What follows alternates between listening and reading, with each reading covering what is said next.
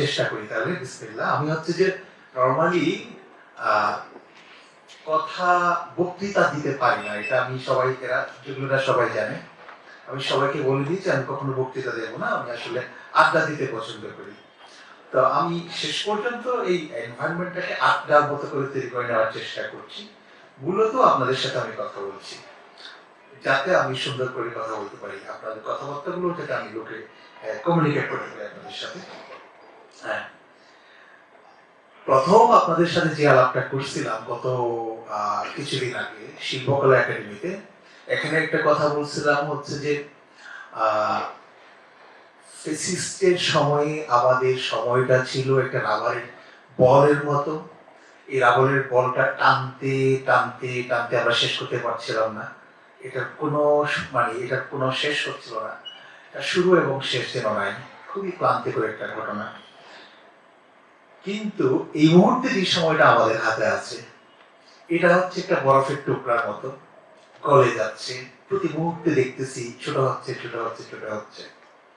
তো ফ্যাসিস্টের সময়টা আমাদের যেমন ছিল ক্লান্তিকর দীর্ঘ, এখনকার সময়টা প্রতি মুহূর্তে গলে যাচ্ছে, অমূল্য সময়। এটা যদি আমরা ব্যবহার করতে না পারি, আসলে আমাদের বরফটাই শেষ হয়ে যাবে।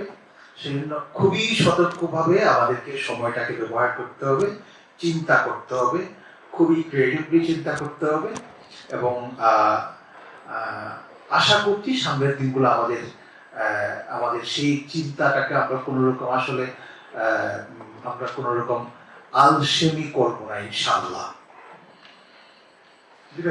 একটা জিনিস হচ্ছে যে আমার অনেক বড় লেখা, এত বড় লেখা আসলে পড়া সম্ভব না, পড়াটা ঠিকও হবে না। আমি আসলে লেখা পড়বো না, চেষ্টা করবো একটা সামারি আপনাদেরকে দিতে। আরিফ একটা কথা বলতেছিল শুরুতে, সেটা হচ্ছে যে অনেকগুলো কথা বলতেছিল, বিশেষ করে অন্তর্বর্তী সরকারের দায় নিয়ে যখন কথা বলতেছিল, আমার মাথায় আসতেছিল যে very sad.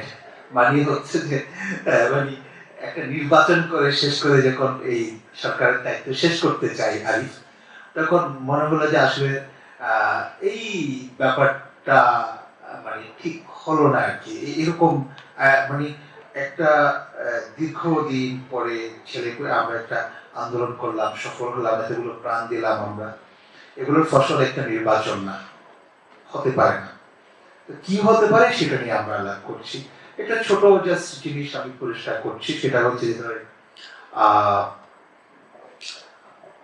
Fascist versus Baksal, যে কোনো নামই তার সাথে ডাকতে পারেন। আওয়ামী লীগকে আপনি ভাই ফেসিস্টও ডাকতে পারেন, বাকশালও ডাকতে পারেন। তো আমরা ফেসিস্ট বলেছি এবং এই জিনিসটা আওয়ামী লীগও ডাকতে পারি। তো সবগুলাই আসলে কালি। তবে ভুল কথা হচ্ছে যে আসলে আমরা যেহেতু ফেসিস্ট বলে এটা পপুলার হয়েছে, আমরা ফেসিস্টই ডাকছি। দ্বিতীয় কথা হচ্ছে ফেসিস্ট কেন ডাকছি সেটার একটা আমার নিজের একটা কারণ আছে। আমি কেন ফেসিস্ট ডাকি, আমি কোন একটা জিনিসকে তার চরিত্র দিয়ে ব্যাখ্যা করতে চাই, কোন নাম দিয়ে না। বাকশাল হচ্ছে যে জাস্ট একটা সংগঠন মাত্র। বাকশালকে আপনারা অনেকভাবে লোকেট করতে পারেন, সে একদল করার চেষ্টা করছে। মানে এটা কিন্তু আওয়ামী লীগকে বোঝার জন্য এনাফ না।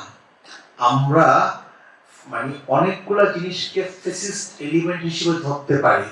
যেমন আমি একটা কথা সবসময় বলি, অনেক সময় মানে দীর্ঘ সময় বলতে হয়েছে আমাকে, যে স্মৃতি কথা হচ্ছে একটা ফ্যাসিস্ট ব্যাপার। তো স্মৃতি কথা একটা ফ্যাসিস্ট ব্যাপার, এটা প্রেমিককে ফ্যাসিস্ট বলতেছে, এই ঘটনার সাথে এক না। আসলে ঘটনাটা হচ্ছে যে আপনি কোন একটা জিনিসের ভিতরে যখন ফ্যাসিস্ট এলিমেন্ট হাজির থাকে, সেই জিনিসটা খুব জনপ্রিয় এলিমেন্ট হতে পারে, আপনার প্রেমিকাও হইতে পারে। আসলে ধর্ম, জাতীয়তাবাদ, রাষ্ট্র, দেশপ্রেম, এগুলোর চেহারাই আপনার কাছে ফেসিবাদ হাজির থাকে। যার কারণে আপনি যখন তার বিরোধিতা করবেন, আপনাকে বলা হবে আপনি দেশদ্রোহী, আপনাকে বলা হবে আপনি ধর্মদ্রোহী, আপনাকে এরকম অনেক কথা বলা হবে। আপনাকে বলা হবে আপনি আসলে বাঙালি বিদ্বেষী। মূলত আসলে এইসব এলিমেন্ট গুলা ধরতে পারার জন্য আমরা ফেসিস্ট শব্দটা বলি। বাকশাল দিয়ে কিন্তু একটা লিমিটেড কারাগারের ভিতর তারা ঢোকাই দিচ্ছেন, আপনি তারে পড়তে পারছেন না, তার চরিত্র সহ পড়তে পারছেন না, চরিত্র সহ পড়তে পারতে হবে। আমরা আমি আমার আলাপটাকে আমার এখানে অনেকগুলা পর্ব ছিল, কিন্তু আমি চেষ্টা করছি এখানে 3টা পর্ব রাখার জন্য, শুধু বাকি পর্বগুলো এখানে আলাপ বা পরবর্তীতে প্রশ্নোত্তরের ভিতরে আসতে পারে।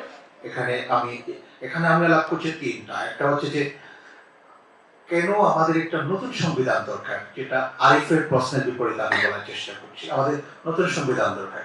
দ্বিতীয় হচ্ছে যে কিভাবে এই নতুন সংবিধানটা আমরা অ্যাডপ্ট করব। তৃতীয় হচ্ছে যে এই নতুন সংবিধানের চরিত্র কেমন হবে। এই 3টা বিষয়ে আমি মূলত এখন ফোকাস করবো, বাকিগুলো না। আচ্ছা, কেন নতুন সংবিধান আমাদের দরকার? আমি বাংলাদেশের স্বাধীনতা ঘোষণাপত্র থেকে একটা জিনিস পড়ার চেষ্টা করছি, একটা লাইন। যেহেতু বাংলাদেশের জনগণ তাদের বীরত্ব, সাহসিকতা ও বিপ্লবী কার্যক্রমের মাধ্যমে বাংলাদেশের উপর তাদের কার্যকরী কর্তৃত্ব প্রতিষ্ঠা করেছে, সার্বভৌম ক্ষমতার অধিকারী বাংলাদেশের জনগণ। মানে এখন আপনাকে একটা জিনিস দেখেন, এগুলা সব বলে, তারপর বলতেছে বাংলাদেশকে একটি সার্বভৌম প্রজাতন্ত্র ঘোষণা করছি আমরা, এবং এর দ্বারা পূর্বান্নের শেখ মুজিবুর রহমানের স্বাধীনতা ঘোষণাকে অনুমোদন করছি। মানে হচ্ছে যে আমরা প্রথমত একটা মুক্তিযুদ্ধ ঘোষণা করার জন্য, স্বাধীনতা ঘোষণা করার জন্য সবার আগে আমরা আমাদেরকে সার্বভৌম জনগণ, সার্বভৌম ইচ্ছা সম্পন্ন জনগণের ঘোষণা দিতে হয়েছে। এটা হচ্ছে ঘোষণাপত্র, এই জিনিসটা আমরা দিয়েছি। এটা না দিলে আসলে আমরা নিজেদের স্বাধীনতা, নিজেদের একটা রাষ্ট্র দাবি করতে পারি না, কোনো কিছু দাবি করতে পারি না।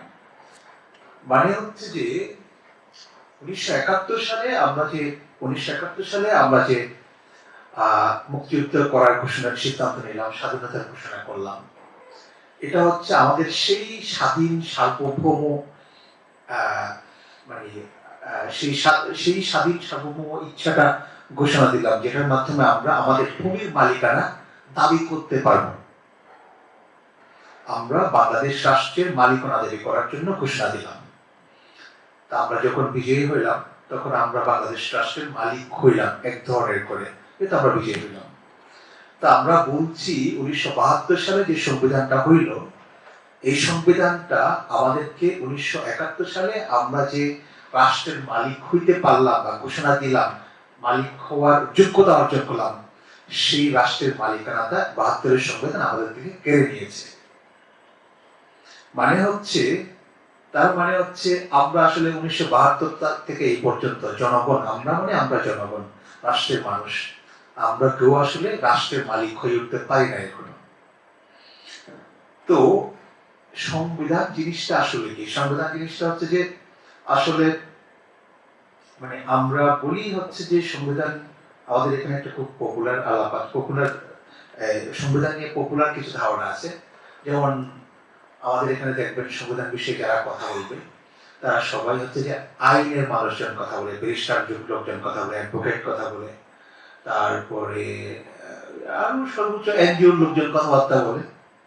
এর বাইরে আমি তেমন কাউকে সংবিধান নিয়ে কথা বলতে দেখি নাই। আপনি কি আইনের লোক? আইনের শিক্ষক। আচ্ছা, তার মানে এখানেও একজন আইনের মানুষ আছে।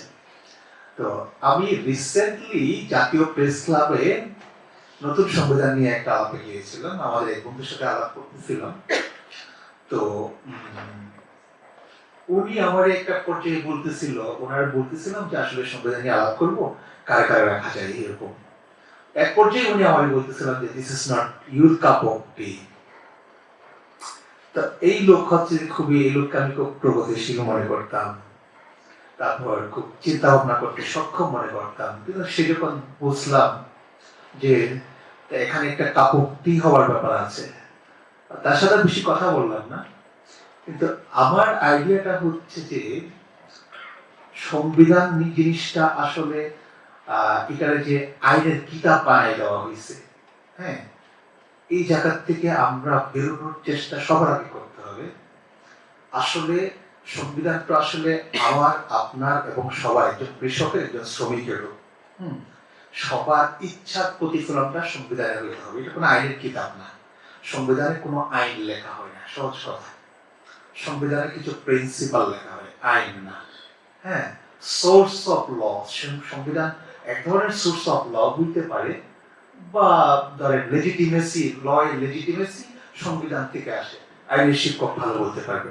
হ্যাঁ, কিন্তু আপনি যদি এটা আইনের কিতাব বানিয়ে ফেলেন, এটা আসলে যেটা হয় আমাদের এখানে যেটা হয়েছে, যারা আইন প্রফেশনাল লোক তাদের প্রফেশনাল খাতিরেই তারা সবসময় চেষ্টা করেছে আমাদের এখানে ওই যে মানে ব্যাস যেমন আসলে সূত্র ব্যাখ্যা করতে পারে না, ব্যাখ্যা করলে বলে যে তোমার অধিকার নেই, তুমি ধর্মগ্রন্থ ছুঁতে পর্যন্ত পারবে না, এটা উনি কথা বলবা কিভাবে। একই রকম ভাবে আমরা যারা সাধারণ মানুষ তাদেরকে আপনি আইন মানে সংবিধান ব্যাখ্যা করতে দেওয়া হয় না, সংবিধান বিষয়ে কথা বলতে দেওয়া হয় না, অথচ সংবিধানে তো আসলে আমার অধিকারই কথা বলা হয়েছে। তা আমি ওই প্রোগ্রামে আমাদের এক বন্ধু, সে একটা কলেজে ইংরেজি পড়ায়, তারা আমি ইনভাইট করছিল, বললাম যে আপনারা সংবিধান বিষয়ে কথা বলতে হবে। সে আকাশ থেকে পড়ে যে সংবিধান নিয়ে কি কথা বলবো, আমি আমি তো হচ্ছে ইংরেজি পড়াই। আমি বললাম যে দেখেন, আপনি যে ইংরেজি পড়ান, তো সেই জায়গা থেকে আপনার কি মনে হয় সংবিধানটা শুধু যারা মানে যারা আইন পড়ায় তাদের জন্য সংবিধানটা বানানো হয়েছে, তাদের অধিকারের কথা বলা হয়েছে? সংবিধান কি আপনার কোনো স্টেট নেই? এটা কি আপনার অধিকারের কোনো কোয়েশ্চেন সংবিধানে থাকবে না? বলে দেওয়া থাকবে। তাহলে এটা নিয়ে আলাপ করেন। কেন এটাকে আপনি শুধুমাত্র আইনের লোকেদের বিষয় বানায় রাখলেন? এটা হচ্ছে যে সবচেয়ে খারাপ একটা জিনিস হয়েছে গত বহু বছর ধরে। আমরা সংবিধান নিয়ে কথা বলতে গেলে ডক্টর কামাল হোসেনের দিকে তাকাই থাকি, তারপর ব্যারিস্টার আমির ইসলাম দিকে তাকাই থাকি, এরকম আরো অনেক মানুষ আছে, স্বাধীন মালিকের দিকে তাকাই থাকি। এই প্রথম একটা ঘটনা ঘটলো, সেটা হচ্ছে যে সরকার একটা সংবিধান কমিশন বানালো, এখানে হচ্ছে আইনের নাম গন্ধ এমন একটা লোক, প্রফেসর আলী রিয়াজ। উনি আইনের আশেপাশে কখনো লোক ছিলেন না। আমি দেখলাম, গতকালকে দেখতেছিলাম, মনে হয় সিপিজে, মনে হয় centre centre for government CGPA, government studies, CGPA মানে সিজিপির প্রধান পদত্যাগ করছে। কারণ হচ্ছে মানে মানে জিল্লুর রহমানের যে এটার নামটা ভুলে গেছে, এরা পদত্যাগ করছে যে নতুন সংবিধান ইস্যুতে তারা নতুন সংবিধানের কথা বলতেছে কেন। এবং সে বলতেছে, তার কথাবার্তা আমি শুনলাম এরকম যে এই লোক বলতেছেন যে আলী রিয়াজ কিসের সংবিধান নিয়ে কথা বলবে, সে তো আইনের লোক না। ঘটনাগুলো আসলে আমাদের মানে খুব আমাদের যথেষ্ট জ্ঞানী মানুষদের ভিতরে এই জিনিসটা ঢুকিয়ে দেওয়া আছে যে আইনের মানুষের বাইরে আসলে তার কথা বলার অধিকার নেই সংবিধান নিয়ে। তো এই জিনিসটা সেজন্য খুবই আমাদের কথা হচ্ছে যে আসলে সবাইকে লাগবে আমাদের এখানে, মানে যারাই সংবিধানের স্টেক হোল্ডার, কৃষক, তারও কথা বলতে হবে সংবিধান নিয়ে সে কি চায়। আমাদের এখানে ধরেন আমাদের এখানে কথায় কথায় যারা আন্দোলন সংগ্রামের রাস্তায় নামে, যেমন সংখ্যালঘু জনগোষ্ঠী, তাদের কথা শুনতে হবে না সংবিধানে? শুধু আইনজ্ঞদের কথা শুনলে হবে? তাদেরকে ডেকে তাদের কথা শুনতে হবে, আমাকে ডেকে আমার কথা শুনতে হবে, আর অনেককে ডেকে কথা শুনতে হবে। আচ্ছা, এটুকু দিয়ে শুরু করি। মূল কথা হচ্ছে যে আসলে আমি মূলত বলতে চাইতেছি, আমরা যে আলাপটা করতেছি এটা কোনো আইনের আলাপ না। আমি আসলে সর্বোচ্চ আলাপটা করতেছি এটা হচ্ছে যে আসলে রাজনৈতিক দার্শনিক আলাপ করার চেষ্টা করছি একটা। আমি সেই পরিসরেরই মানুষ, মূলত আমি আইনের মানুষ না।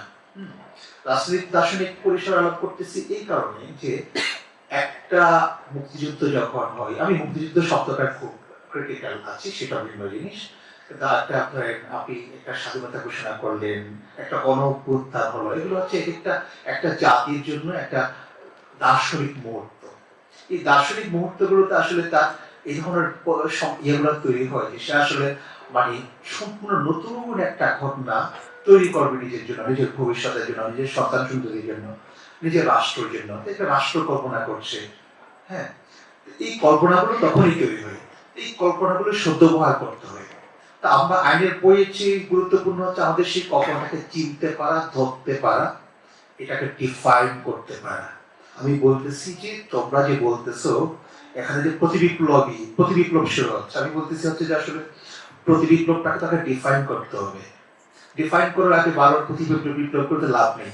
আসলে আমরা কি বিপ্লবটা করলাম এই যে 2024 সালের ছাত্রদের অভ্যুত্থানের মাধ্যমে, সেটা আমরা তো এখন ডিফাইন করতে পারিনি। ডিফাইনটা করতে পারতে হবে। একটা ইন্টারেস্টিং ঘটনা দিয়ে শুরু করি।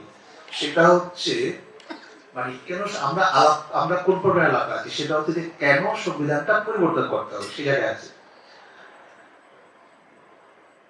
ফ্যাসিস্ট রেজিমের প্রধান শেখ হাসিনা ভারতে পালিয়ে যাওয়ার পর তার পুত্র ইন্ডিয়ান সরকারের প্রতি আহ্বান জানিয়েছিল, যে দিল্লিকে আহ্বান জানিয়েছিল যে বাংলাদেশের সংবিধান যাতে অক্ষুণ্ণ রাখা হয়। দেখেন, বাংলাদেশের জনগণকে আহ্বান জানাচ্ছে না, দিল্লিকে আহ্বান জানানো হচ্ছে যে বাংলাদেশের 1972 সালের সংবিধান বা তার মায়ের সংবিধানটা অক্ষুণ্ণ রাখা হয়। মানে হচ্ছে যে মানে এই সংবিধানটা আমাদের বাংলাদেশের যে সংবিধানটা এখন বহাল আছে, এই সংবিধানটা মানে এটাকে অক্ষুণ্ণ রাখার দায়িত্ব কি আমার, আপনার, নাকি দিল্লির? আপনার কি মনে হয়? এটা নর্মালি কার? এটা তো আপনারই সংবিধান নাকি? এটা দিল্লির সংবিধান না। তাহলে তার জন্য মনে হলো যে এটা দিল্লিকে এটা দায়িত্ব নিতে হবে বাংলাদেশের এই সংবিধানটা অক্ষুণ্ণ রাখার জন্য। কারণ আছে, 1972 সালের সংবিধানে একটা ক্লজ আছে, এটা হচ্ছে চিন্তা ও বিবেকের স্বাধীনতা। হ্যাঁ, তো চিন্তা ও বিবেকের স্বাধীনতার ভিতরেও এখানে একটা শর্ত রেখে দেওয়া হয়েছে, সেটা হচ্ছে যে বন্ধু রাষ্ট্রের যাতে মানহানি না হয়। বুঝতে পারছেন? মানে এই ধরনের জিনিস আপনার অসাধারণ একটা জিনিস হচ্ছে চিন্তা ও বিবেকের স্বাধীনতার কথা বলতেছে, কিন্তু এখানে শর্ত দেওয়া হচ্ছে বন্ধু রাষ্ট্র কিছু করতে পারবে না। তার মানে হচ্ছে আপনার চিন্তা ও বিবেকের স্বাধীনতা রাখলো কোথায়? আমাদের পুরো সংবিধানটা আসলে শর্তযুক্ত করা হয়েছে বন্ধু রাষ্ট্র কিভাবে চিন্তা করছে, কিভাবে ধরেন কি বলবেন এখানে অভিমান করছে, এই অঙ্গভঙ্গিগুলোর উপর আমাদের সংবিধানে অনেকগুলো জিনিস শিখে দেওয়া হয়েছে। ইভেন এটা বলছি, আমাদের সংবিধানে যে জাতীয় মূলনীতির কথা বলা হয়েছে এগুলো পরে আসছে আলাপ, কিন্তু এগুলো হচ্ছে বন্ধু রাষ্ট্র ইস্যুতেই করা হয়েছে। আচ্ছা, এটা হচ্ছে আসলে মূলত আমি একটা কথা সবসময় বলি, বাংলাদেশের অভ্যন্তর থেকে ভারতীয় কনফেডারেশন আর ক্ষুদ্র প্রতিবেশী রাষ্ট্রগুলোর উপরে রাষ্ট্র ভারতের ডোমিনেন্সি আইডিওলজি এবং তার সহায়ক আপন রাষ্ট্র ধারণার ক্লজ, কোনটা? চিন্তা বিবেকের স্বাধীনতার কথা বলছি। সেটা রাষ্ট্র চিন্তায় তো আসলে মূলত হচ্ছে যে আসলে বন্ধু রাষ্ট্র বলে কিছু নেই, এটা আপনারা জানেন, অথবা যারা পলিটিক্যাল সায়েন্স পড়েছেন বা আইন যারা পড়েছেন, রাষ্ট্র চিন্তায় কোনো বন্ধু রাষ্ট্র বলতে কোনো ধারণা নেই। আমি মানে অন্য রাষ্ট্র থেকে আলাদা এই কারণে যে তার স্বার্থের সাথে আমার স্বার্থের মিল নেই, এবং আমার সাথে তার শুধুমাত্র একটা ভাষাতেই কথা চলবে, সেটা হচ্ছে যে ইন্টারেস্ট, আমাদের দেশ ন্যাশনাল ইন্টারেস্ট। আমার ন্যাশনাল ইন্টারেস্ট কি, ইন্ডিয়ান ন্যাশনাল ইন্টারেস্ট কি, দুটো ইন্টারেস্টের সাথে আদান প্রদান করার মাধ্যমে তার সাথে আমার সম্পর্ক ক্রিয়েট হবে, মেনটেন হবে। এর বাইরে আর কোনো বন্ধুত্ব শত্রুতা নেই আসলে। এগুলা আশ্রয়ী ধারণা, আমাদের এখানে এগুলা চাপাই দেওয়া হয়েছে হচ্ছে যে শেখ মুজিবুর রহমান এবং তার কন্যার সংবিধানের মাধ্যমে। দেখেন, আচ্ছা, এই সংবিধানটা কি কখনো আমাদের ছিল? ধরেন আমরা একটা বুঝতে পারলাম যে দিল্লির একটা কনসার্ন আছে আমাদের সংবিধানটা নিয়ে, যেহেতু মানে সংবিধান যে বানাইছে শেখ মুজিবুর রহমান, তার নাতি দিল্লিকে উদ্দেশ্য করে বলতে সংবিধান রক্ষণ রাখার জন্য, তার মধ্যে তার একটা কনসার্ন আছে, অরিজিনাল কনসার্ন আছে। আমরা কি এই সংবিধানের কখনো এটাকে আমাদের কখনো ছিল, হইতে পারছিল? 1972 সালের সংবিধানটা অ্যাডপ্ট হইল, তারপর হচ্ছে যে আমাদের যেটা শেখ মুজিবুর রহমান অ্যাডপ্ট করলেন, অ্যাডপ্ট করার পরে অল্প কিছুদিনের মধ্যেই এই সংবিধানটাকে লাথি মেরে মানে জাস্ট হাতের তুলি দিয়ে উড়িয়ে দিয়ে উনি বাকশাল কায়েম করলেন। এই সংবিধানের মুক্তির ব্যাপারে তো তার কোন রকম দায়বদ্ধতা, তার কোন রকম ধরেন আমরা যেরকম শ্রদ্ধাবোধ বলি পবিত্র সংবিধান, এখানে জয় 72-এর সংবিধান শুনলে, নাম শুনলে পাগল হয়ে যায় যারা, হ্যাঁ, যেমন স্বাধীন মালিকরা, এরকম পাগল হওয়ার অবস্থা তো শেখ মুজিবুর রহমানের ছিল না। উনি তো ক্ষমতা কুক্ষিগত করার জন্য সংবিধানকে সাথে সাথে লাথি মেরে ফেলতে পারছে। তার মানে এই সংবিধান দুটা কাজ করতে পারে নাই, সেটা হচ্ছে যে এই সংবিধান শেখ মুজিবকে বাকশাল গঠন করা থেকে থামাইতে পারে নাই, এক। দুই, এই সংবিধান আওয়ামী লীগের মতো একটা ঐতিহ্যবাহী দলকেও বাঁচাইতে পারে নাই, বাকশালের কাছে তাকে নিজের দল বিলুপ্ত করতে বাধ্য হয়েছে আওয়ামী লীগ। মানে হচ্ছে যে সংবিধান কি পারে নাই। আচ্ছা, তিন, এই সংবিধান আসলে আরো মজার কথা বলি, 1972 সালে সংবিধান হইল, 73 সাল নির্বাচন হইল। 73 সালের নির্বাচনে প্রফেসর আনিসুজ্জামান সম্ভবত তখন চিটাগং ইউনিভার্সিটিতে ছিলেন, আমি যদি ভুল না করে থাকি, চিটাগং ইউনিভার্সিটিতে ছিলেন। আনিসুজ্জামান ছিলেন সংবিধান যারা ড্রাফট করছে তাদের একজন।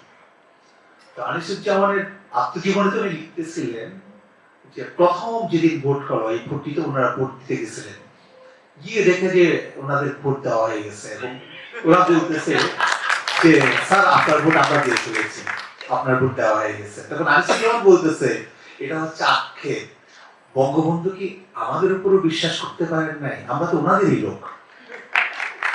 দেখেন এই ৭২-এর সংবিধান ওই প্রফেসর আনিসুজ্জামানের ভোট নিশ্চিত করতে পারে নাই, আবার আপনার ভোট কেমন নিশ্চিত করে দিতে পারে? তৃতীয়ত, দীর্ঘ ১৫ বছর ধরে হাসিনা রেজিম বসে আছে, এই সংবিধান কিছু করতে পারছে? কিছু করতে পারে নাই। তারপর ২০২৪ সালে আমাদের প্রায় ২,০০০ থেকে ৩,০০০ ছাত্র ভাই শহীদ হল। এই সংবিধান তাদের বিরুদ্ধে কোনো প্রোটেকশন হিসেবে দাঁড়াতে পারছে? পারে নাই। মানে হচ্ছে যে এই সংবিধান গঠন দশক থেকে শুরু করে এই পর্যন্ত, ইতিহাসের এই পর্যন্ত এসে আমাদের এথিক্যাল অথরিটি হয়ে উঠতে কোনো সময়ই পারে নাই। তো যে জিনিসটা আমাদের এথিক্যাল অথরিটি হয়ে উঠতে পারে নাই, সেই জিনিসটা আমাদের এখানে বিশেষজ্ঞরা বলার চেষ্টা করছে এটারে আমরা আরেকটু ভালো মানুষের পোশাক পরাই। ধরেন শেখ হাসিনার এরকম বোরকা পরাবো, লিপস্টিক পরাবো, সুন্দর করে হিজাব টিজাব করে সামনে নিয়ে আসবো, এখন আবার তারা আমরা প্রধানমন্ত্রী বানাবো, এরকম একটা ঘটনা। আমাদের ৭২-এর সংবিধানটাকে, এই সংবিধানটা রেখে যখন আমরা আবার সংশোধন করতে চাচ্ছি, তার অর্থটা হচ্ছে যে আসলে অবিকল এই ঘটনা নেই।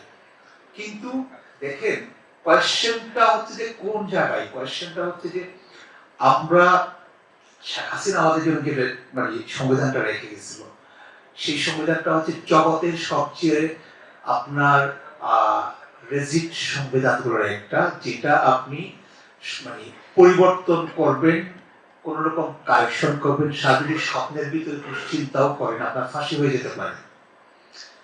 এবং সেই সংবিধানটা শুধুমাত্র ক্ষমতা পরিবর্তন হইল বলে আপনি এখন তুই মেরে উঠে দিতে পারছেন। মানে হচ্ছে যে ক্ষমতাই সব, এবং এই ক্ষমতা দিয়ে যেহেতু একটা সংবিধানকে তুই মেরে উড়িয়ে দিতে পারছেন, তাহলে এই সংবিধানে কারেকশন করলেও, আজকে কারেকশন করছেন আপনারা, আগামীকালকে ক্ষমতার পরিবর্তন হবে, আওয়ামী লীগ আসতে না পারলেও আরেকটা দল আসবে, আওয়ামী লীগ হয়তো এত সহজে এইভাবে আসতে পারবে না, আরেকটা দল আসবে। তো সেই দলও যদি আবার সংবিধানকে রিভার্স করতে চাই, এবং তারা চাইলে আজকে যারা কোনো অভ্যুত্থানের সাথে জড়িত ছিল তাদের সবাইকে ফাঁসির দড়িতে ঝুলে রাখতে পারে। তার মানে হচ্ছে যারা সংশোধন চিন্তা করছে তারা আসলে নিজেদের ফাঁসির দড়িটা ঝুলিয়ে রেখে তারপর নিজেরা সংশোধন করার চেষ্টা করছেন। মূলত যেটা দরকার সেটা হচ্ছে যে মানে প্রথমত এথিক্যাল অথরিটি যেহেতু হয়ে উঠতে পারেনি এই সংবিধানটাকে পুরোপুরি বাদ দিয়ে, এটা যতই ভালো মানুষ চরিত্র হয়ে আসার চেষ্টা করুক, ভালো পোশাক পরে আসার চেষ্টা করুক, আমরা তার উপর আর বিশ্বস্ত থাকবো না, বিশ্বাস স্থাপন করতে পারবো না। আমাদের নতুন সংবিধান লাগবেই। এটা হচ্ছে যে একটা নতুন শুরুর মতো ঘটনা। আর দ্বিতীয় ঘটনাটা হচ্ছে, এটা কেন এটা বলি, সেটা হচ্ছে যে আমরা যে বলতেছিলাম 1972 সালে আমরা আমাদের রাষ্ট্রের মালিকানা হারাইছি। 2024 সালে ছাত্ররা যেটা কোন অভ্যুত্থান করছে, কোন অভ্যুত্থানের মাধ্যমে আমাকে আরিফ বলতেছিল না যে সবকিছু ঠিক হয়ে গেল কিনা, আসলে কোনো কিছু ঠিক হয় নাই। আমরা ঠিক করার কথাটা বলতেছি, কোনো কিছু ঠিক হয় নাই। আমরা বলতেছি হচ্ছে যে আমরা আবার আমাদের রাষ্ট্রের মালিকরা রিক্লেম করার পজিশনে আসছি। এখন রিক্লেম যদি না করেন আরো 50 বছর পরও এই দেশটা আপনার হবে না। রিক্লেম করার জন্য আমাকে আবার আমাদের সেই ৭২ সালে যে সংবিধানের মাধ্যমে আমরা আমাদের মালিকানা হারাইছি সেটাকে বাদ দিয়ে নতুন আমাদের জন অভ্যুত্থানের ভিতর থেকে নতুন একটা সংবিধান অ্যাডপ্ট করতে হবে। এটা হবে আমাদের আপাতত সংক্ষিপ্ত হবে এইটুকুই, হচ্ছে যে আসলে আমাদের কেন নতুন সংবিধান করতে হবে এটার আলাপ। আচ্ছা, দ্বিতীয় আলাপটা যেটা, সেটা হচ্ছে যে আসলে তাহলে সংবিধান পরিবর্তন কিভাবে করবো। আচ্ছা, এই সংবিধানের মাধ্যমে আসলে আমরা আসলে ধরেন অনেক ডিটেইল আলাপ আছে আসলে এগুলা, যেমন মানে এই আমরা আসলে সংবিধানের মাধ্যমে কি কি চাই। মূলত আসলে মানে আমরা যখন রাষ্ট্র গঠন করার সিদ্ধান্ত নেই, তো আসলে কি করতে চাই আমরা, আমরা তো আসলে একসাথে বসবাস করতে চাই, একটা পলিটি হয়ে অনেকভাবে আমাদের কমন ইন্টারেস্ট গুলো নিয়ে একসাথে বসবাস করার একটা আসলে দলিল তৈরি করে আসলে মূলত সংবিধানটা বা রাষ্ট্র জিনিসটা তো একই রকম বর্ণনা। তাহলে এই কাজটা করার জন্য আমাদের যেটা করতে হবে সেটা হচ্ছে সবার আগে আমাদের যেটা সোশ্যাল কন্ট্রাক্ট এটা পরিষ্কার হইতে হবে। মানে আমরা ঠিক কোন কোন কোন কোন ইস্যুতে একমত হয়ে আমরা এই 5 জন 6 জন 7 জন 8 জন 100 জন একসাথে এখানে বসার চিন্তা করেছি, ঠিক কোন কোন ইস্যুতে একমত হয়ে সেই সোশ্যাল কন্ট্রাক্টটা আমাদেরকে স্পষ্ট করতে হবে। সেই সোশ্যাল কন্ট্রাক্টটা স্পষ্ট হবে সংবিধানে। এবং আমি আরেকটা জিনিসের কথা বলতেছিলাম, সেটা হচ্ছে গণ অভ্যুত্থানের বিপ্লবী দলের কথা বলতেছিলাম, কিভাবে সংবিধান পরিবর্তন হবে। আমি বলতেছি হচ্ছে যে প্রথমত এটা হচ্ছে বিপ্লব নয়, এটা হচ্ছে যে একটা কোন অভ্যুত্থান হয়েছে আমাদের আমাদের রাষ্ট্র সাধনায়, আমাদের আসলে একটা গণতান্ত্রিক রাষ্ট্রের সাধনা আছে, বিপ্লবের সাধনা আরো মানে এক মাসে কোনো বিপ্লব হয় না, এটা সম্ভব না। আমরা একটা গণ অভ্যুত্থান করেছি, কিন্তু সমস্যা হয়ে গেছে কি যে সরকারটা আছে, সরকারটা হচ্ছে যে আসলে একটা অন্তর্বর্তী সরকার, নিজেদেরকে নিজেরা বলছে অন্তর্বর্তী সরকার, আমরাও তাই বলছি। তো আমার কথা হচ্ছে যে আমরা যদি আমাদের কাঙ্ক্ষিত পরিবর্তনগুলো করতে চাই, সবার আগে যেটা করতে হবে এই সরকারের চরিত্র যেটা ইন্টারিম চরিত্র এটাকে পরিবর্তন করে জাতীয় সরকারে চেঞ্জ করতে হবে, গণ অভ্যুত্থানের সরকারে চেঞ্জ করতে হবে। ইন্টারিম সরকার থাকলে হবে না। এটা হচ্ছে যে প্রথম জরুরি ধাপ। গণ অভ্যুত্থানের সরকারের পরিবর্তনের লক্ষ্যে কি করতে হবে? সরকারের স্কোপ এবং টাইমলাইন গুলো নির্ণয় করতে হবে। আমাদেরকে ঠিক করতে হবে আমরা কোন সংস্কারটা চাই এবং কোন স্কোপের ভিতরে করতে চাই। এক্ষেত্রে সবচেয়ে গুরুত্বপূর্ণ হলো অভ্যুত্থানের বিপ্লবী দলিল তৈরি করা, সর্বদলীয় অভিভাবক কাউন্সিল গঠন এবং সবশেষে নতুন সংবিধান প্রণয়ন। এই তিনটা জিনিস। বিপ্লবী দলিলটা কি জিনিস? বিপ্লবী দলিলটা হচ্ছে যে আসলে প্রাথমিকভাবে আমাদের এখানে যারা জন অভ্যুত্থান করেছে এবং দীর্ঘদিন ধরে যারা ফ্যাসিবাদ বিরোধী আন্দোলন করছে, এই সবার একটা সমন্বিত কনসেন্ট তৈরি করা, একটা সবার একটা সোশ্যাল কন্ট্রাক্ট তৈরি করা, যেটা কথা বলছি, যেটা তৈরি আসলে আমাদের সামাজিক চুক্তিতে স্পষ্ট হবে, যেটা বলতেছিলাম। এবং এটা হবে যে গণ অভ্যুত্থানের সর্বদলীয় রূপরেখা। এই রূপরেখা এবং সামাজিক চুক্তি কেউ লঙ্ঘন করবে না, এবং এর ভিত্তিতে আসলে একটা নতুন সংবিধানের দিকে একটা দেশ বাংলাদেশ অগ্রসর হবে। সংবিধানও এই চুক্তিটাকে একটা মূল ভ্যালু হিসেবে অ্যাড করা হবে, মানে ইন্সপিরেশন হিসেবে অ্যাড করা হবে। আমাদের স্বাধীনতার ঘোষণাপত্র যেমন আমাদের বর্তমান সংবিধানে আছে, এটাকে শুরুবিন্দু বলা হয়। আমাদের নতুন সংবিধানেরও শুরুবিন্দু হবে আমাদের মুক্তিযুদ্ধ, স্বাধীনতার ঘোষণাপত্র এবং এই গণ অভ্যুত্থানের বিপ্লবী দলের যেটার কথা বলছি। এই কাজটা খুব দ্রুত করতে হবে। এই কাজটা করার জন্য যেটা করতে হবে, সবার আগে জন অভ্যুত্থানের ছাত্র নেতৃত্ব এবং ফ্যাসিবাদের বিরুদ্ধে দীর্ঘদিন ধরে লড়াইরত দলগুলোর প্রতিনিধিদের সমন্বয়ে একটা সর্বদলীয় অভিভাবক কাউন্সিল গঠন করা। এই কথাগুলো আসলে বারবার অনেকবার বলছি। আমার একটু এই মানে হয়তোবা অনেকের কাছে এগুলা অনেকবার মানে প্রচুর শোনা কথা দ্বিতীয়বার আসতেছে আপনাদের কাছে। তবে সৌভাগ্যের কথা এরকম হতে পারে যে অনেকে নতুন আছে এখানে, অনেকের কাছে কথাগুলো নতুন শোনা যেতে পারে আর কি। আচ্ছা, পৃথিবীর ইতিহাসে বিপ্লবের পর এই অভিভাবক কাউন্সিলের নজির আছে। ছাত্রদের যে লিয়াজু কমিটি আছে তার বাতিল করে বা এই কমিটির সময় অন্তর্ভুক্ত হয়ে দ্রুতই এই সর্বদলীয় অভিভাবক কাউন্সিল গঠন করতে হবে। এই অভিভাবক কাউন্সিলের পরামর্শেই অভ্যুত্থানের সরকার চলবে। এখন যারা উপদেষ্টা আছেন তারা একই ক্ষমতায় অ্যাডমিনিস্ট্রেটিভ নির্বাহী থাকবেন যদি তারা বহাল থাকেন। আর উপরের এই সর্বদলীয় অভিভাবক কাউন্সিলই হবে মূলত উপদেষ্টা পরিষদ, যাদের পরামর্শ সিদ্ধান্ত বাস্তবায়ন করায় অভ্যুত্থানের নির্বাহী সরকারের কাজ। এই পদক্ষেপের মাধ্যমে এই অন্তর্বর্তী সরকার মূলত জাতীয় সরকারে রূপান্তরিত হবে। এই অভিভাবক কাউন্সিলই সরকারের স্কোপ টাইমলাইন গুলো ডিফাইন করবে পরিবর্তিত পরিস্থিতিতে। সর্বশেষ স্তর হচ্ছে সংবিধান। সংবিধানের ব্যাপারটা আমি মোটামুটি আইডিয়াটা বলেছি, কেন কিভাবে আমরা নতুন সংবিধান চাই, কেন চাই। আচ্ছা, সর্বশেষ পদ্ধতিটা বলি, এটা হচ্ছে নতুন সংবিধানের উদ্দেশ্যে অতি দ্রুত অভ্যুত্থানের ছাত্র নেতৃত্ব, রাজনৈতিক দলের প্রতিনিধি, নাগরিক সমাজ ও বুদ্ধিজীবীদের নিয়ে অভ্যুত্থান উত্তর সংবিধান প্রণয়ন কমিটি গঠন করতে হবে, যাদের কাজ হবে অভ্যুত্থানের স্পিরিট ধারণ করে একটি নতুন সংবিধান ড্রাফট করা। ব্র্যাকেটে যদিও একটা সংস্কার কমিশন গঠন করা হয়েছে, যেটি প্রথমে অ্যাডভোকেট স্বাধীন মালিক এবং পরে তার প্রফেসর আলী রিয়াজকে প্রদান করা হয়েছে, কিন্তু এই সংস্কার কমিটি নির্বাহী বিভাগের নিয়োগ মাত্র। এই নিয়োগ অভিভাবক কাউন্সিল বা সর্বদলীয় সিদ্ধান্ত থেকে হয় না। ফলে সর্বদলীয় ও জনগণের প্রতিনিধিত্ব নিশ্চিত করা হয়েছে, ওরা বিবেচিত হবে না। তো পরে এই সংবিধান কমিটি তাদের ড্রাফট, যদি সংবিধান কমিটিটা আসলে অভিভাবক কাউন্সিল গঠন করবে, এরপরে আলাপ করছি, এই গঠনের পরে সংবিধান কমিটি তাদের ড্রাফটের উপর জনগণের মতামত আহ্বান করবে এবং প্রয়োজনীয় সংশোধন শেষে সর্বশেষ সর্বদলীয় অভিভাবক কাউন্সিলের অনুমোদনের পর গণভোটে পাঠাবে। এই গণভোটের মাধ্যমেই অভ্যুত্থান পরবর্তী বাংলাদেশের নতুন সংবিধান অ্যাডপশনের সাথে সাথে অভ্যুত্থানের সরকারের মেয়াদ, স্কোপ এবং চলমান কাজে বৈধতা নেওয়া হবে জনগণের কাছ থেকে। রেফারেন্ডামের মাধ্যমে আপনার সংবিধানটাও অ্যাডপ্ট করবেন এবং এই সরকার যে একটা সংবিধান অ্যাডপ্ট করার উদ্যোগ নিল, এটারও অনুমোদনটা জনগণের কাছ থেকে নিতে হবে রেফারেন্ডামের মাধ্যমে।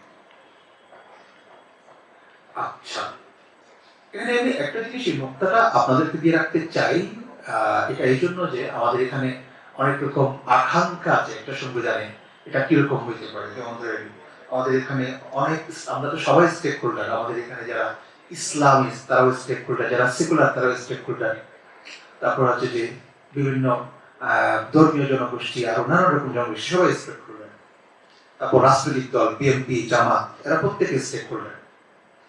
আমার কথা হচ্ছে যে এই অভ্যুত্থানটা যে হেফাজত বিএনপি বা বামের মতো কোনো আদর্শিক দলের হাতে না হয়ে একটা রিজিড আইডিওলজিহীন বৈচিত্র্যপূর্ণ ছাত্র আন্দোলনের হাতে হইল। কোন রিজিড কারোর সাথে হয় নাই, একটা বৈচিত্র্যপূর্ণ ছাত্র আন্দোলনের সাথে হয়েছে। এটার কারণে অভ্যুত্থানকে অনেকগুলো আদর্শিক অব্লিগেশন থেকে মুক্ত করলো এই ঘটনা। আমাদের এই মুক্তির জরুরি ছিল, কারণ আইডিওলজিও আসে একটা ফ্যাসিস্ট ফাঁদ। নতুন সংবিধানে আইন ও ভাবাদর্শের সব চিরস্থায়ী বন্দোবস্ত বাতিল এবং রাষ্ট্রের জনকনসেন্ট ও ন্যায়ভিত্তিক সমাজের হাজিরা নিশ্চিতের বিরুদ্ধে যে দল ও ভাবাদর্শিক বাধা, এই বাধা থেকে মুক্ত থাকার শর্ত তৈরি হইল। এই মুক্তিকে উদযাপনের সর্বোচ্চ সুযোগের ব্যবহার করতে হবে এই নতুন সংবিধানে। এই মুক্তিকে সামনে রেখা পুরনো সংবিধানবিদদেরকে অগ্রাহ্য করতে হবে। পুরনো সংবিধানের জ্ঞানীদের নিয়ে আসলে আমাদের কোনো কাজ নেই। আচ্ছা, সর্বশেষ যে আলাপটা করতেছি সেটা হচ্ছে যে নতুন সংবিধানটা আসলে আমরা কেমন চাই।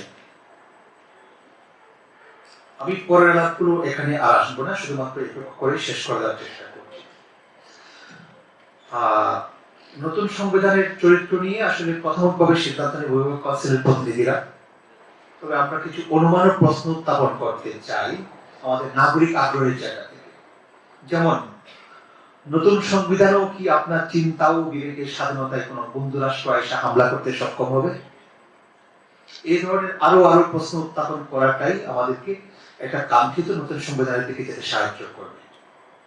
নতুন সংবিধানের প্রাথমিক চেহারাটা আমরা চাই, এখানে চার মূলনীতির মতো কোনো বায়বীয় ধরে দেখা যায় না এমন কল্পনা, যারে দি অ্যালজেব্রা অফ ইনফিনিট জাস্টিসের সাথে মতো করে ব্যবহার করা না যায়। পুরনো সংবিধানের চারটি মূলনীতি হলো জাতীয়তাবাদ, সমাজতন্ত্র, গণতন্ত্র, ধর্মনিরপেক্ষতা। এগুলো হলো বায়বীয়, ধরতে পারবেন না। এটা হচ্ছে যে এটা আমি বলতেছিলাম যে অ্যালজেব্রা অফ ইনফিনিট জাস্টিস, এটার উপলক্ষ করে আপনি হাজার হাজার মানুষকে মেরে ফেলতে পারবেন, মেরে বলতে পারবেন আমি আসলে গণতন্ত্রের জন্য মেরেছি, ধর্মনিরপেক্ষতার জন্য মেরেছি, জাতীয়তাবাদের জন্য মেরেছি, আরেকটা কিছুর জন্য মেরেছি। মূল কথা হচ্ছে যে এরকম অধরা জিনিস রাখা যাবে না। আবুল মনসুর আহমদ সেই সময় বলতেছিল যে আমরা এসব ভ্যালুজের জন্য মুক্তিযুদ্ধ করিনি। আমাদের মুক্তিযুদ্ধ 6 দফা বা ঘোষণাপত্র কোথাও ধর্মনিরপেক্ষতা ছিল না। বরং মনসুর বলতেছিল যে আমাদের মূলত দরকার হচ্ছে একটা গণতন্ত্র, তাহলে বাকি যেসব ভ্যালুজের কথা আমরা বলছি এগুলো মানে আপনি সংরক্ষিত থাকবে, কিন্তু আমাদের গণতন্ত্রটাই যে সংরক্ষিত না থাকে তাহলে বাকিগুলো আসবে না, আসবে সম্ভব না। বরং আরো মজার ব্যাপার হচ্ছে যে ধরেন একটা রাষ্ট্রের একটা এসেনশিয়াল এনিমি দরকার হয়, তা আমাদের এখানে ৭২-এর সংবিধানে এসেনশিয়াল এনিমি হিসেবে যুক্ত করা হয়েছে হচ্ছে যে ইসলামকে। তো এই যে ধর্মনিরপেক্ষতার মাধ্যমে, ধর্মনিরপেক্ষতার সংবিধানের মাধ্যমে এবং সব ইসলামী রাজনীতি নিষিদ্ধ করা হয়েছিল এরপরে। ফ্যাসিস্ট জাতীয়তাবাদ, ধর্মনিরপেক্ষতা নামে কল্পনাকে ব্যবহার করে আওয়ামী লীগ এবং তাদের ইতিহাসকৃত বুদ্ধিজীবীরা এরকম গণহত্যাযজ্ঞের ঘটনাকে নেসেসারি কাজ মনে করত। আচ্ছা, এটা হচ্ছে ফার্স্ট অফ অল, কোনো বাইবে জিনিস থাকতে পারবে না। দ্বিতীয়ত হচ্ছে যে জাতি পরিচয়ের বৈষম্য থাকবে না আমাদের নতুন সংবিধানে। পুরনো বিশেষত শেখ মুজিবের সংবিধান মতে বাংলাদেশে বসবাসকারী সবাই হচ্ছে বাঙালি। আমি পড়ে শোনাচ্ছি। ভাষাগত ও সংস্কৃতিগত একক সত্তা বিশিষ্ট যে বাঙালি জাতি ঐক্যবদ্ধ ও সংঘবদ্ধ সংগ্রাম করিয়া জাতীয় মুক্তিযুদ্ধের মাধ্যমে বাংলাদেশের স্বাধীনতা ও সার্বভৌমত্ব অর্জন করিয়া আছে, সেই বাঙালি জাতির ঐক্য ও সংহতি ভেবে বাঙালি জাতীয়তাবাদের ভিত্তি। আরো অনেক গার্বেজ আছে, কিন্তু আপাতত মানে জিনিসটা বোঝার চেষ্টা করে, সেটা হচ্ছে যে কি মিথ্যা কথা। ভাষাগত ও সংস্কৃতিগত একক সত্তা বিশিষ্ট বাঙালি জাতি আমরা বাংলাদেশে যারা বসবাস করি সবাই কি ভাষাগতভাবে এক, সংস্কৃতিগতভাবে এক, আমাদেরকে সবাই একক সত্তা বিশিষ্ট বাঙালি জাতি বলার চেষ্টা করা হয়েছে এবং এটাকে আমাদের জাতীয় ঐক্যের ভিত্তি বলা হয়েছে। তবে এগুলোর নামে আমাদের কি গণহত্যা চালানো হয়েছে। কিন্তু বাংলাদেশ ভূখণ্ডে বহু ভাষাভাষী ও জাতি পরিচয় মানুষের বসবাস। রবীন্দ্রনাথের একটা ভারতবর্ষ কল্পনা ছিল যেখানে বসবাসকারী প্রত্যেকটি মুসলমান, খ্রিস্টান সবাই হিন্দু হিসেবে বিবেচিত হবেন। সংবিধানে বাংলাদেশে বসবাসকারী সবার বাঙালি পরিচয় নির্ধারণ রবীন্দ্রনাথের সেই গায়ের জোরের হিন্দু কল্পনার মতোই বা তার চাইতে ভয়ঙ্কর। নতুন সংবিধানে আমার পরিচয়কে কেড়ে নেওয়ার জন্য নতুন জাতীয়তা ডিফাইন করতে আসবে না রাষ্ট্র। সব জাতিগুলোর পরিচয় হবে উপজাতি, আদিবাসী বা নৃগোষ্ঠী হিসেবে নয়, নিজ নিজ পরিচয়। চাকমা চাকমা হিসেবে থাকবে, মামা মামা হিসেবে থাকবে, আর বাঙালি বাঙালি। সবাই বাঙালি হওয়ার দরকার নেই, তার রাষ্ট্রীয় পরিচয় হবে বাংলাদেশ। তৃতীয়ত, নতুন সংবিধানের কাজ হবে মানুষ বা নাগরিকের যে ইনএলিয়েনেবল রাইটস, যারে আপনি তার শরীর থেকে আলাদা করতে পারবেন না, জাতিসংঘের universal declaration of human rights এ যার উল্লেখ আছে, তার সংরক্ষণ করা, তা যাতে কেউ লঙ্ঘন না করতে পারে, এটা হবে সংবিধানের ইটারনিটি ক্লজগুলোর একটা। চতুর্থত, আমাদের অধিকারের ধারণাগুলোর বৈষম্যের সমাধান। রাজনৈতিক অধিকার যেমন কথা বলা ও সভা সমাবেশের অধিকারের মতো কইরা ভাত কাপড় বাসস্থান চিকিৎসা এগুলোর অধিকারকে আদালতে ক্লেমেবল অধিকারের মর্যাদা দেওয়া, যা আগে আমাদের সংবিধানে ছিল না। এটা লিগালি এনফোর্সেবল অধিকারের মর্যাদার জন্য যদিও দীর্ঘ পরিকল্পনা সাধনা দরকার, কিন্তু এর শুরুটা করতে হবে নতুন সংবিধান থেকে আমি মনে করি। পঞ্চমত, একটা জিনিসকে আমি খুবই গুরুত্ব দিই, সেটা হচ্ছে যে হেট স্পিচ। আমাদের সভ্য হয়ে ওঠার প্রথম শর্ত, হেট আর উইচ হান্টিং কে মানবতার বিরুদ্ধে অপরাধ হিসেবে স্বীকৃতি দিতে হবে। আমাদের এখানে এটা দেশপ্রেম বানানো হয়েছে গত 55 বছর ধরে, এবং সমাজের বিভিন্ন সেক্টরের বিরুদ্ধে রাজনৈতিক বিভেদ জারি রাখতে হেট ছড়ানোকে রাজনীতি ও দেশপ্রেম বলা হয়েছে, এবং তাদের বিরুদ্ধে উইচ হান্টিং করা হতো, যেমন শিবির সন্দেহ। এই ধরনের সন্দেহে যে উইচ হান্টিং হতো, সাধারণত সাধারণ আইনের বাইরে তার কোনো স্পেসিফিক আইন প্রতিকার ছিল না। এই ধরনের গণঘৃণাতির বিরুদ্ধে সুনির্দিষ্ট আইন হওয়া দরকার এবং নতুন সংবিধানে তার বাধ্যবাধকতা রাখা দরকার। এটা আমাদের সভ্য হওয়ার প্রথম শর্ত। ষষ্ঠত, অ্যাবসলিউট একনায়কের যে শাসন শেখ মুজিব প্রচলন করেছিলেন ৭২ সংবিধানে, প্রধানমন্ত্রী অ্যাবসলিউট ক্ষমতা, পরে চতুর্থ সংশোধনী আসে এটা প্রেসিডেন্টের অ্যাবসলিউট ক্ষমতা হইল। আর ৭০ অনুচ্ছেদ যেখানে সংসদের অপিনিয়নের গলা টিপে রাখা হয়েছিল, নতুন সংবিধানে তার ছায়াও না থাকে। এমন বিধান ও আইডিয়াকে সামনে রেখে এই সংবিধান করতে হবে যাতে কোনোভাবেই নতুন কোনো স্বৈরাচার তৈরি করতে না পারে এই সংবিধান। অবৈধ ক্ষমতা দখলের বিরুদ্ধে ব্যবস্থার চাইতে এই একনায়ক হয়ে ওঠার সুবিধা যাতে না থাকে তার জন্য খেয়াল রাখতে হবে। তাহলে অবৈধ ক্ষমতা দখলের সুযোগ সম্ভাবনা কোনোটাই থাকবে না। আচ্ছা, আমি আচ্ছা এই সর্বশেষ এই ইয়েটা শেষ করে ফেলি, এটা হচ্ছে যে মানে এই সরকারের পরিকল্পনা এবং টাইমলাইনটা তারা কিভাবে ঠিক করবে, এটা নিয়ে আমার একটা ছোট্ট ই করে শেষ করে দিচ্ছি আমি।